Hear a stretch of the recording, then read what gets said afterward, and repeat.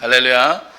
함께 말씀을 오늘 오후에 나누려고 합니다. 오늘은 나를 변화시키는 방법이라는 제목을 함께 이 오후에 말씀을 나누려고 합니다. 남유다의 왕 중에서 므낫세 왕이라는 왕이 있었습니다. 그 당시에 이스라엘 백성들이 하나님께서 많이 멀어졌습니다. 백성들은 온갖 사술과 요술로 온 땅을 더럽혔고 곳곳에 우상을 위한 단을 세우고 또 신상을 세웠습니다. 심지어 하나님만을 섬기라고 세웠던 하나님의 성전 안에도 아세라 목상을 세워서 하나님이 아닌 아세라를 섬겼습니다. 오직 하나님만 찾고 오직 하나님만 의지해야 될 이스라엘 백성들이 하나님보다도 신접한 점쟁이들을 찾아다니고 박수를 찾아다니는 그것들을 더 의존한 온 땅에 우상으로 더럽혀졌던 때가 므낫세 왕의 때입니다. 심지어 이렇게 백성들이 잘못 깨닫고 잘못 가면 바르게 길을 잡아줘야 될 사람 중에 한 사람이 바로 왕이지 않습니까? 근데 오늘 므낫세 왕은, 하나님의 므낫세 왕은 오히려 백성들보다도 우상을 섬기는 일에 더 앞장서고 있는 것을 봅니다. 몰록이라는 우상이 있는데 그 당시에 몰록에게 제사를 지내려면 몰록 우상을 쇠로 만들어 가지고 그걸 불로 뻘겋게 달궈서 강 같은 데 딱 집어넣어요. 그리고는 살아있는 아이를 같이 집어넣습니다. 그렇게 해서 몰록에게 제사를 지내는 제사가 있었는데 이 몰록에게 제사를 지내기 위해서 이 므낫세 왕은 자기 친아들도 그렇게 몰록에게 우상의 제물로 바쳤습니다. 이런 므낫세 왕에게 하나님께서 버리지 않고 계속해서 경고를 하십니다. 그런데 아무리 경고해도 안 듣는 거예요. 말해도 경고를 해도 안 들으면 그 다음에 따라오는 게 뭐예요? 매를 벌죠. 그래서 하나님이 매를 드셔요.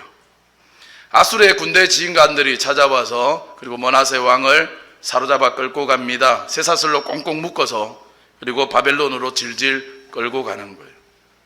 그리고 므낫세를 이어서 그의 아들인 아몬이 이제 왕이 되어집니다. 아몬 왕은 또 아버지의 모습을 보고 좀 깨달았으면 좋겠는데 이게 아버지보다 더 악해요. 아버지를 능가합니다. 얼마나 악했던지 신하들이 못 참는 거죠. 그래서 오래 가지 않습니다. 결국 왕으로 집권한 지 2년 만에 그의 신복들에 의해서 암살을 당합니다.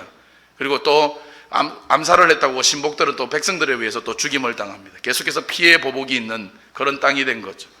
계속해서 지금 나라가 흥왕해야 되는데 나라가 흥왕의 길로 가는 것이 아니라 멸망의 길로 갑니다. 이런 때에 그 아몬 왕의 뒤를 이어서 세워진 왕이 누구냐? 바로 요시야 왕입니다. 요시야 왕. 요시야는요, 아버지가 갑작스럽게 젊은 아버지가 암살을 당하다 보니까 아들이 이어서 왕이 되었는데 왕이 될 때 나이가 얼마냐? 8살이에요. 8살. 8살에 왕이 됐습니다. 이 8살밖에 되지 않는 소년이 나라에 직면했던 상황이 부강하고 있으면 좀 낫겠죠. 그런데 얼마나 위태롭고 얼마나 어려웠겠습니까? 영적으로는 온 땅이 우상이 가득합니다. 국제 정세는 점점 주변 국가는 강하게 되어져 가는데 남유다는 점점점 약해져 갑니다. 아버지가 암살을 당했듯이 그 궁궐 안에는 온갖 배신과 음모가 가득한 그런 모습을 보입니다. 그런데 이 어린 요시야 왕이 8살 된 요시야 왕이 이 어려운 때 어떻게 하느냐? 할아버지 므낫세 왕과 아버지 아몬 왕의 그 악한 길을 따르지 않습니다. 요시야는 어린데도 불구하고 오직 하나님의 얼굴을 구했습니다. 할렐루야. 저는 오늘 우리 어린이 교회 어린이들이 오직 하나님의 요시야처럼 하나님의 얼굴만을 구하는 은혜가 있기를 바랍니다. 하나님, 이런 어려운 상황에 어린 제가 뭘 할 수 있겠습니까? 하나님, 저를 불쌍히 여겨주십시오. 긍휼히 여겨주십시오. 하나님밖에 없습니다. 그러면서 하나님의 얼굴을 구하는 거예요. 저는 오늘 저와 여러분이 어떤 상황에서라도 오직 하나님의 얼굴을 구하는 그런 믿음의 사람 되기를 바랍니다. 그러던 어느 날, 그동안 다 무너져 있었어요. 심지어 아까 아세라 목상을 갖다가 성전 안에 세웠다 했잖아요. 우상 숭배로 얼룩져 있던 하나님의 성전을 요시야 왕이 다시 재정비하고 청소하기 시작합니다. 지금으로 말하면 리모델링을 시작한 거죠. 하나님의 성전을 다시금 깨끗하게 치울 거 치우고 리모델링을 시작합니다. 그러다가 제사장 hil기야가 먼지 구덩이 속에, 돌무더기 속에 파묻혀 있는 이 가죽으로 싼 무언가를 이렇게 발견한, 뭔가 덩치가 있는데 가죽으로 쌓여 있는 거, 이걸 발견했습니다. 그래서 이게 뭘까? 그리고 그 가죽을 딱 벗겨봤더니 그 안에 노란 판 하나가 탁 나오는 거예요. 그 판을 읽어봅니다. 그랬더니 오랫동안 백성들에게 버려지고 잊혀졌던 하나님의 율법의 말씀이 그 노란 판 위에 탁 기록되어 있는 거예요. 하나님의 말씀이 그동안 이스라엘 가운데 먼지구덩이 속에 있었습니다. 하나님의 말씀이 돌무더기 속에 파묻혀 있었습니다. 하나님의 말씀이 먼지구덩이에 돌무더기 속에 파묻혀 있는 동안에 어때요? 나라의 모습도 똑같이 먼지구덩이였습니다.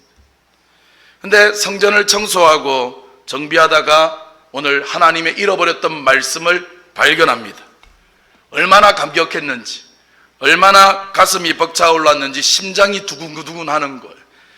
제사장 hil기야가 그걸 발견하고 그것을 가슴에, 하나님의 말씀을 가슴에 안고는 급히 서기관 사반에게로 달려갑니다. 그리고 큰 소리 치는 거예요. 내가 여호와의 성전에서 율법책을 발견했습니다. 내가 성전에서 하나님의 말씀 발견했습니다. 서기관 사반이 그 먼지 속에서 발견한 낡은 율법책을 이 hil기야에게서 받아서 이제 요시야 왕에게 가져가는 겁니다. 그리고는 그 말씀을 큰 소리로 왕에게 그 기록된 율법의 말씀을 읽어줍니다. 하나님의 말씀이 선포됩니다. 말씀이 선포되자 요시야 왕이 깨닫는 거예요. 아, 나와 우리 백성들이 하나님께 진짜 엄청난 범죄를 저질렀구나. 주님, 이게 아닌데. 그러면서 눈물을 흘리면서 하나님께 회개합니다. 그리고 하나님께 이제부터라도 이 말씀대로 하나님 순종하겠습니다. 오늘 요시야 왕이 결단합니다. 그리고 자신만 결단하는 게 아니에요. 요시야 왕은 남녀노소 물어나고 온 이스라엘 백성들을 불러 모읍니다. 그리고는 그 오랜 세월 동안 먼지구덩이에 파묻혀 있던 그 잃어버렸던 하나님의 말씀을 오늘 온 백성들 앞에 큰 소리로 선포합니다. 오늘 하나님의 말씀이 선포될 때 성경에 보니까 어떤 일들이 벌어지느냐, 하나님이 그 말씀 이후에 이스라엘에 새로운 전성기를 허락하십니다. 나라가 다시 회복되어지고 거대한 부흥이 일어나고 변화의 물결이 일어났습니다. 할렐루야. 사랑하는 여러분, 오늘 우리는 깨달아야 합니다. 오늘 한민족과 열방을 변화시키고 회복시키는 방법은 뭐냐? 오늘 다른 데 있는 것이 아니라 하나님의 말씀에 있는 줄 믿으시길 바랍니다. 하나님의 말씀이 들어가는 곳마다 그 민족이 살아났습니다. 하나님의 말씀이 들어가는 곳마다 생명의 역사가 일어나고 그 땅이 변화되어졌습니다. 술에 취해서 서로 죽이고 종족 간에 서로 학살하고 살인과 강간과 절벽에서 떨어지는 자살로 난무했던 남태평양의 피케언이라는 작은 섬이 있습니다. 서로 학살이 두 번, 거대한 학살이, 좁은 섬인데 학살이 일어나다 보니까 그 두 번의 학살로 인해서 남자가 한 명 딱 살아남았어요. 그 섬 안에 남자 한 명 딱 살아남았어요. 그 이름이 존 애덤스입니다.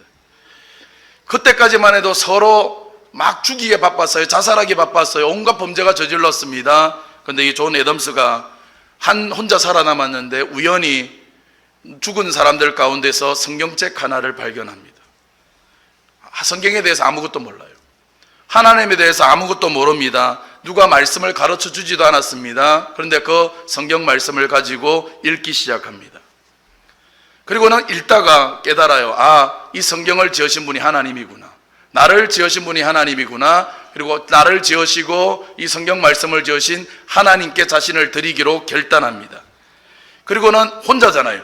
그러니까 자기부터 이제 다시 시작하는 거잖아요. 그 성경의 진리를 자기와 함께 살아남아 있던 여자들과 아이들에게 잘 모르지만 그냥 그 말씀 그대로 가르칩니다. 그리고 그대로 살자고 결단해요. 그럴 때 어떤 일이 벌어지느냐, 그 피케언이라는 섬이 완전히 변화가 일어납니다. 나중에 영국에서 그 피케언의 섬에 사람들을 보내어서 조사를 했는데 그 보고서에 의하면 그 섬마을이 어떤 섬으로 바뀌었느냐 이렇게 기록되어 있습니다.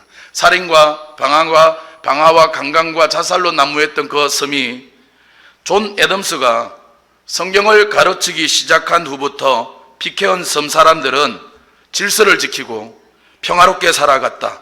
도둑은 찾아볼 수 없었다. 피케온의 섬 문화는 기독교 황금기의 문화와 같았다. 누가 가르친 것도 아니에요. 그냥 한 권의 성경을 읽고 성경대로 말씀이 들어가니까 그곳에 변화가 일어나고 살아나고 회복하는 역사가 일어납니다. 사랑하는 여러분, 오늘 한민족과 나라와 열방의 변화와 회복만 오늘 말씀이 들어가면 그렇습니까? 아닙니다. 사도행전 6장 7절 말씀해 보니까 이런 말씀이 나옵니다. 하나님의 말씀이 점점 왕성하여 예루살렘에 있는 제자의 수가 더 심히 많아졌다. 하나님의 말씀이 왕성하니까, 하나님의 말씀이 왕성하니까 교회가 살아나는 거예요. 초대교회 안에 점점 더 심히 더 많은 제자의 수가 더하여졌대요. 말씀이 왕성하니까. 하나님의 말씀이 왕성하고 말씀이 황황하니까 교회가 왕성해지고 교회가 변화되어지고 교회가 능력 있는 교회로 일어나더라는 거예요. 사랑하는 여러분, 마찬가지입니다. 교회만 그런 것도 아니고 나라만 그런 것도 아니고 한 가정의 변화도 마찬가지입니다. 우리 자녀들의 변화도 마찬가지입니다. 사랑하는 여러분, 여러분의 가정이 변화되기를 원하십니까? 여러분의 자녀들이 변화되기를 원하십니까? 우리의 가정과 우리의 기업 위에 새로운 전성기가 임하기를 원하십니까? 다른 데 있지 않습니다. 그렇다면 다시금 하나님의 말씀으로 돌아가십시오. 내 안에, 우리 가정 안에 하나님의 말씀이 왕성해져야 합니다. 축복합니다. 저는 오늘 저와 여러분의 삶에 하나님의 말씀이 더 왕성해지기를 바랍니다. 여러분의 가정 안에 하나님의 말씀이 진짜 말씀 되기를 원합니다. 오늘 본문, 우리가 읽었던 본문 시편 119편 9절 말씀 다시 한번 보시겠습니까? 119편 9절 말씀 한번 다 같이 읽겠습니다. 찾으셨지요? 자, 같이 읽겠습니다. 시작.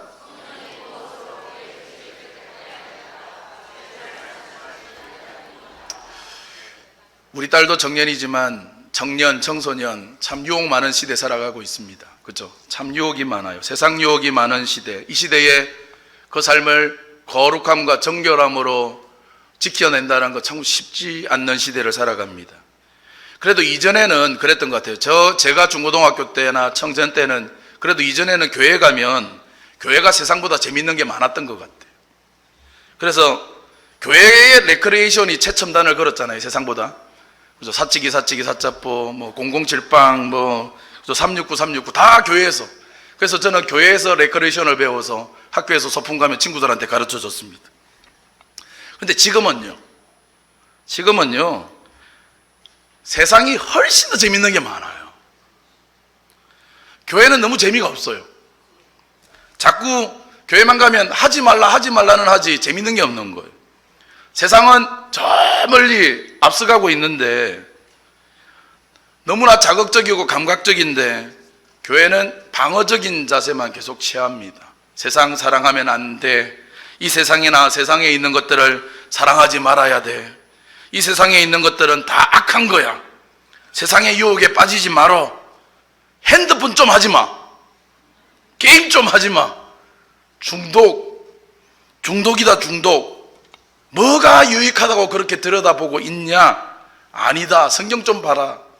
아무리 외쳐도요, 더 세상에 빠져들고 있습니다. 세상의 유혹에 우리의 자녀들이 넘어지고 있습니다. 아무리 외쳐도 변화되질 않는 거예요. 핸드폰 손에 놓지를 않습니다. 지금도 보고 있나?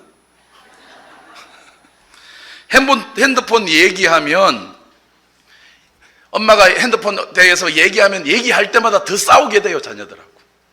그러나 여러분, 오늘 하나님의 말씀이 능력인 줄 믿으시길 바랍니다.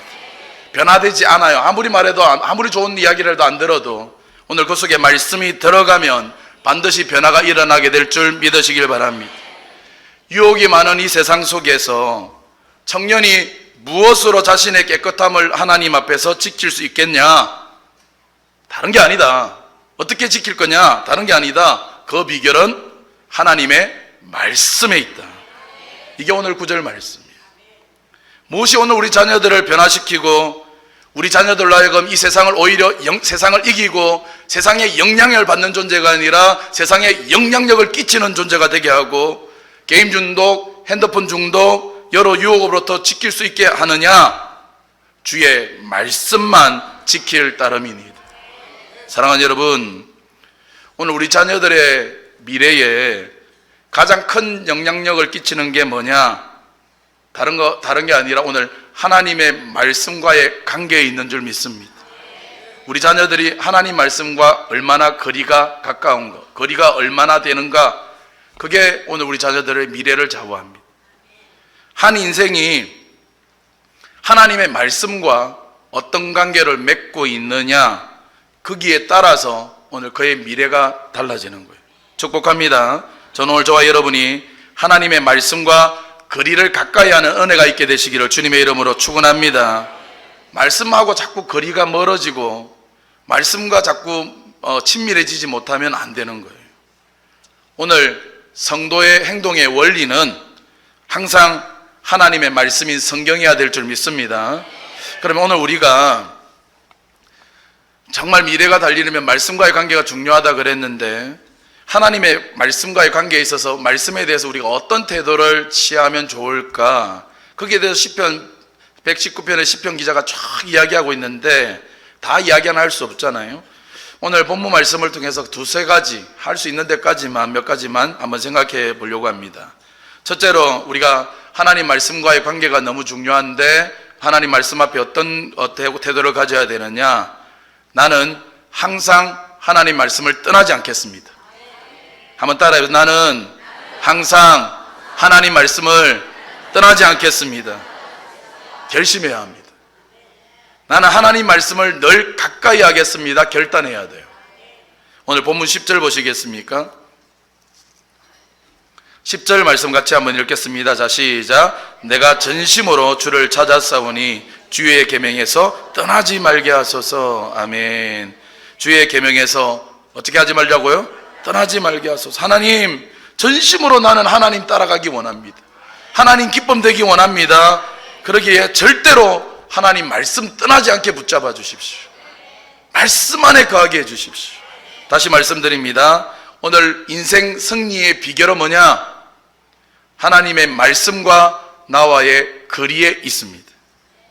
말씀을 늘 가까이 하고 말씀을 늘 끼고 다니고 시간 날 때마다 말씀을 읽고, 그게 오늘 우리 인생의 승리의 비결이에요. 신명기 17장에 보면 하나님이 왕들에게 주시는 말씀이, 왕들은 이래야 된다, 왕들에게 주시는 말씀이 됩니다. 장차 이스라엘의 왕이 세워지면 그 왕들은 이렇게 해야 된다 그러면서 그럴 때 하나님이 축복하신다, 이런 말씀이 나오거든요. 한번 찾아보시겠습니까? 신명기 17장입니다. 17장 18절에서 20절입니다. 힘드셔도 한번 찾아보셔요. 자꾸 찾는 훈련 하셔야 합니다.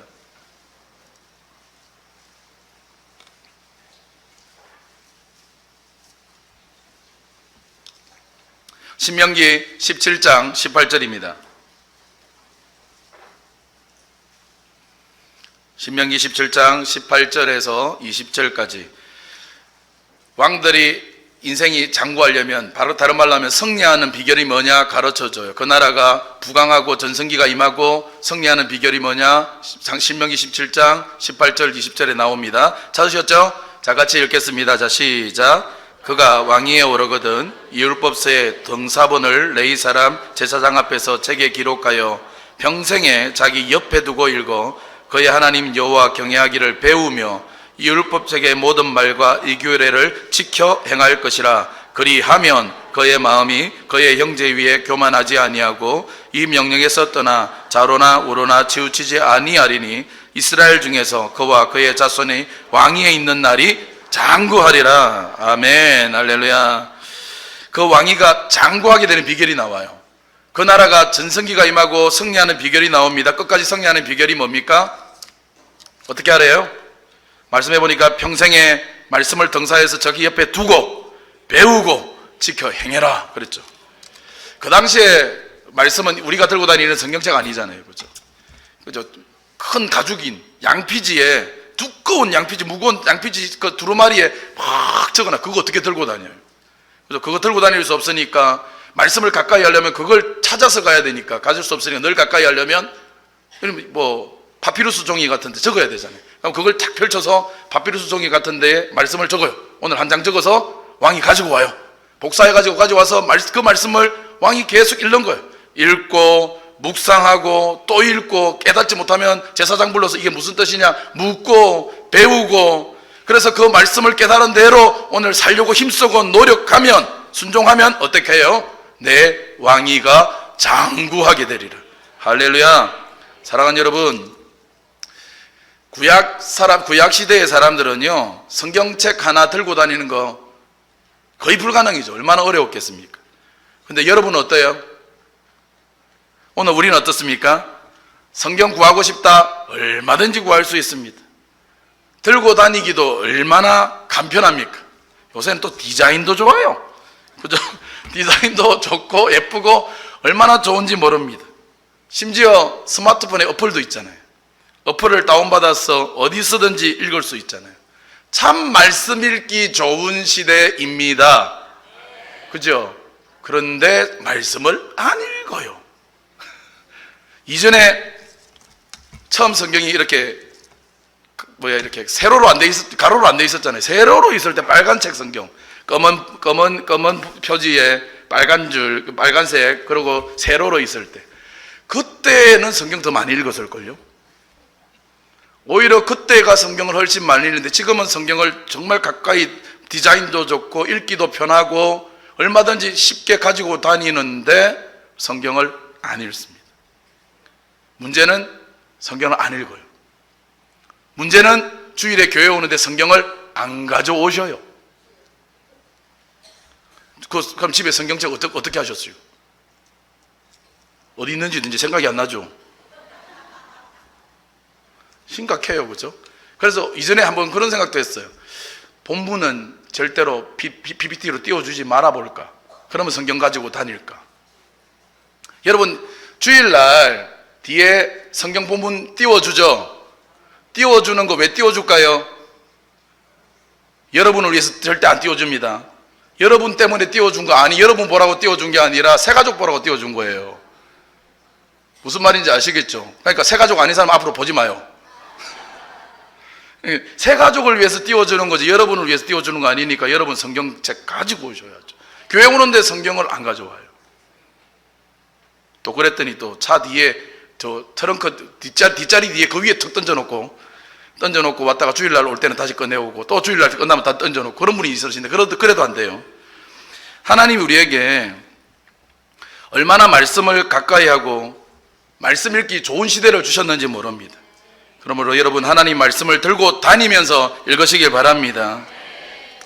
지금도 마찬가지입니다. 예를 들어서 우리가 기업을 이끌어간다. 내가 하나님이 기업을 주셔 기업을 이끌어간다. 그러면 여러분 그 기업이 하나님이 새로운 전성기를 주시고 그 기업이 장구하게 이어지는 기업이 되기를 다 원하시죠. 어떻게 하면 돼요? 가르쳐 주셔서 하나님 가르쳐 줬잖아요. 이를 행하시는 여호와, 이를 지어 성취하는 여호와. 지어 성취하시는 분 하나님이셔요.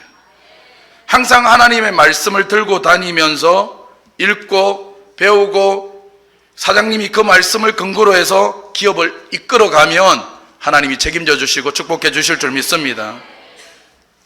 여호수아서 1장에 보면 모세라는 탁월한 리더가 하나님이 데리고 가죠. 그리고 이후에 여호수아가 새로운 리더십으로 세워집니다. 그런 거거든요. 앞사람이 전임자가 잘하면 후임자가 힘든 거거든요. 그죠? 전임자가 참 잘했어요. 많이 후임자로서 많이 두려웠을 겁니다. 내가 정말 잘 감당할 수 있을까 염려가 되었을 겁니다. 그러고 있는 여호수아에게 하나님이 찾아오셔서 말씀하시죠. 아니다. 너도 여호수아야, 너도 모세만큼 능력 있는 지도자가 될 수 있다. 하나님 말씀하시면서 하나님께서 여호수아에게 뭐를 말씀하시느냐? 내가 네가 능력 있는 지도자가 되도록 너에게 위로부터 능력 부어줄게. 내가 너와 함께 할게. 하나님 그런 약속도 주시지만 하나님이 더 큰 약속을 주시는데 그게 뭐냐? 하나님의 말씀과 더 긴밀한 관계를 맺으라 오늘 말씀합니다. 여호수아 1장 8절 말씀 잘 아시죠? 이런 말씀하십니다. 이 율법책을 여호수아야, 이 율법책을 내 입에서 떠나지 말게 하며 주야로 그것을 묵상하여 그 안에 기록된 대로 다 지켜 행해라. 그리하면 내 길이 평탄하게 될 것이라 내가 형통하리라. 이 율법책, 이 말씀 내 입에서 늘 떠나지 않게 해. 늘 가까이 해. 그것을 묵상하고 순종해. 그러면 네가 형통하게 될 거야. 너도 모세처럼 능력 있는 지도자가 될 수 있을 거야. 요한계시록 1장 3절 말씀해 보니까 이 예언의 말씀을 읽는 자와 듣는 자와 그 가운데 기록한 것을 지키는 자는 복이 있나니 그랬어요. 하나님의 말씀과 함께 동행할 때 오늘 우리 삶에 항상 놀라운 승리가 임하게 될 줄 믿으시길 바랍니다. 오늘 우리도 시편 기자가 고백했던 것처럼 마찬가지로 하나님 항상 주의 말씀을 떠나지 않겠습니다. 오늘도 다시금 결심하는 그런 믿음의 종들 다 되시기를 주님의 이름으로 축원합니다. 한 가지만 더 간단히 말씀드리겠습니다. 둘째로 우리가 하나님의 말씀에 대한 어떤 태도를 가지면 좋을까? 하나님의 말씀을 즐거워하시기 바랍니다. 하나님 말씀을 즐거워하라. 옆 사람에게 말씀해 주세요. 하나님 말씀을 즐거워합시다. 14절 말씀 읽겠습니다. 자, 시작. 네, 본문으로 다시 돌아오셔서 자, 14절 같이 읽습니다. 자, 시작. 내가 모든 재물을 즐거워함 같이 주의 증거들의 도를 즐거워하였나이다. 아멘. 여러분, 재물이 생기면 기분이 좋아요, 나빠요? 그죠? 당연하죠. 그죠? 돈 많이 벌면 기분 좋으시죠? 그것처럼 하나님의 말씀, 하나님의 말씀의 도가 어떻게 해야 돼요? 즐거워야 된다. 아, 하나님의 말씀이다. 이제 설교 시간이다. 즐거워야 돼요. 근데 반대로 설교 시간이래. 아, 설교네. 지겹다, 지겨워. 우리 어린이 그러면 안 돼요. 축복합니다. 오늘 하나님의 말씀이 즐거운 그런 저와 여러분이 되기를 바랍니다. 설교 시간이 기다려지고 사모하는 그런 여러분 되십시오. 어떤 사람이 있을 때 그 사람이 어떤 사람인가 쉽게 알아보는 방법이 있습니다. 그 사람의 성향을 간단하게 알아보는 방법 뭐냐? 그 사람이 무엇을 즐거워하는가 보면 그 사람이 어떤 사람인가 알 수 있습니다. 무엇을 보고 즐거워하느냐? 즐거워하는 게 그 사람입니다. 예를 들어 볼게요. 한국이랑 일본이랑 축구를 해요. 그 사람이 한국 편인지 일본 편인지 어떻게 하면 알아요? 한국이 골을 넣으면 알아요. 한국 선수가 골대에 골을 꽉 넣었더니 와 이러면 어느 편? 한국 편. 근데 이러면서 안타까워하고 한숨 쉬면 일본 편이에요. 쉽죠? 그 사람이 무엇을 즐거워하느냐가 그 사람이에요.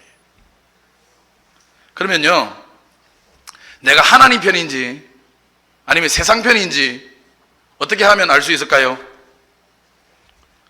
내가 하나님의 것을 즐거워하는지 아니면 세상 것을 즐거워하는지 그거 보면 그 사람이 하나님 편인지 지금 세상 편에 있는지 알 수 있어요. 여러분 물어볼게요. 여러분 예배 드리는 게 즐겁습니까?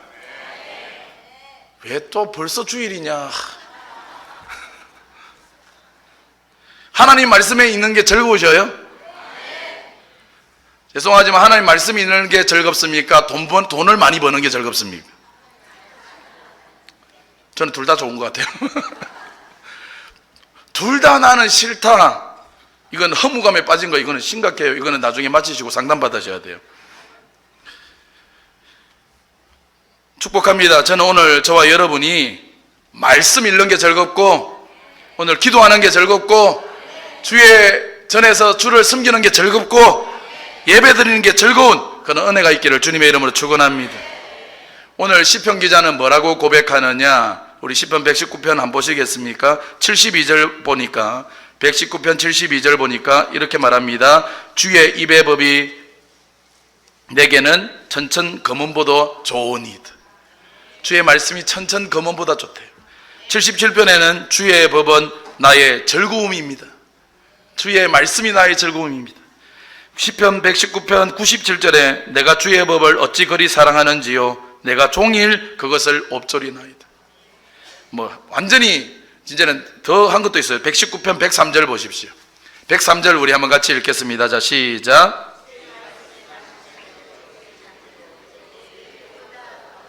아멘. 여러분, 말씀을 맛본 적 있으셔요? 아까 아침에도 목사님이 맛본 사람, 맛봤기 때문에 뭐 그런다 그랬는데, 말씀 맛을 한번 보실래요? 이렇게. 그 말이죠. 말씀을 읽다 보면 맛이 있죠. 그 송이꿀보다 더 맛을 본 사람은 말씀에 손을 못 놔요. 축복합니다. 오늘 말씀의 맛을 느끼는 은혜가 있기를 바랍니다. 송이꿀보다 더 달라고 고백했던 시편 기자의 고백이 오늘 저와 여러분의 고백 되기를 바랍니다. 시편 1편에 보면 복 있는 사람에 관한 말씀이 나옵니다. 복 있는 사람은 뭘 즐거워한대요? 복 있는 사람은 오직 여호와의 율법을 즐거워하며 그 율법을 주야로 묵상하는 자로다. 복 있는 사람은 하나님 말씀을 즐거워하는 거예요. 말씀. 사랑하는 여러분, 신앙은 좋은 것을 즐거워하는 겁니다.